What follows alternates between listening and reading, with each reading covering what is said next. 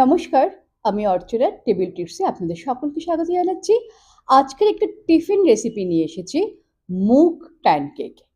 এই মুগ প্যানকেকটা বানানোর জন্য সবার প্রথমে আমি একটা মিক্সিং বোল নিয়েছি, তাতে 250 গ্রাম দই নিয়েছি এবং 200 গ্রাম চালের গুঁড়ো নিয়েছি, সামান্যতম নুন দিয়েছি আর 200 গ্রামের মতো সেদ্ধ করা মুগ ডাল নিয়েছি।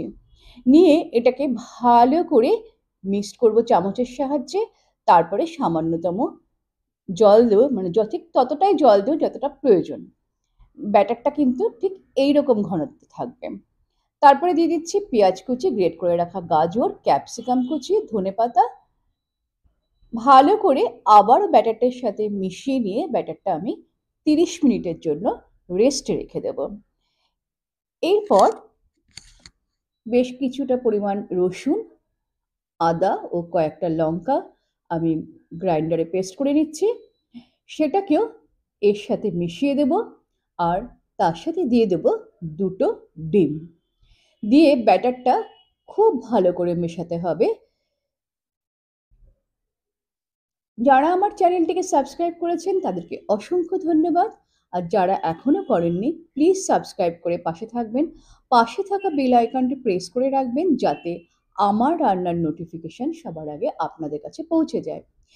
এই প্যানকেক বানানোর জন্য আমি মিডিয়াম হিটে সামান্যতম অয়েল ব্রাশ করে নিয়েছি এবং তার মধ্যে দিয়ে দিচ্ছি এই ব্যাটারটা। একটা হাতার মেজারমেন্ট নিয়েছি যাতে আমার সমস্ত মুগ প্যানকেকগুলো এক সাইজের হয়। তো এইভাবে এক পিঠ হয়ে গেলে অপর পিঠটাও ভেজে নিচ্ছি এবং ঢাকা দিয়ে ভাজবো যাতে পুরো ভেতরের অংশটাও পুরো সেদ্ধ হয়ে যায়। ব্যাস এইভাবে আমি প্রত্যেকটা মুগ প্যানকেকগুলোকে ভেজে নিচ্ছি এবং এটা এতটাই সফট হয় যাতে বাচ্চা থেকে শুরু করে বড়রা, বাড়িতে যদি কোনো বৃদ্ধ ব্যক্তি থাকেন তিনিও এটা খেতে পারেন। এবং সবথেকে মজার বিষয়, এটা সম্পূর্ণভাবে হেলদি এবং পুষ্টিযুক্ত একটা খাবার, যেটা সকালের টিফিনে বা স্কুলের টিফিনে বা সন্ধ্যেবেলার ইভিনিংয়ে কিন্তু আমরা এটাকে সার্ভ করতে পারি।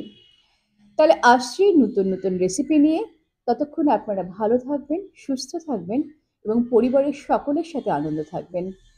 আর এই প্যানকেকগুলো শুধু সস দিয়েও খেতে পারা যায়। আমি এখানে সস দিয়ে পরিবেশন করেছি, আপনারা চাইলে অন্য কোনো কারির সাথেও পরিবেশন করতে পারেন।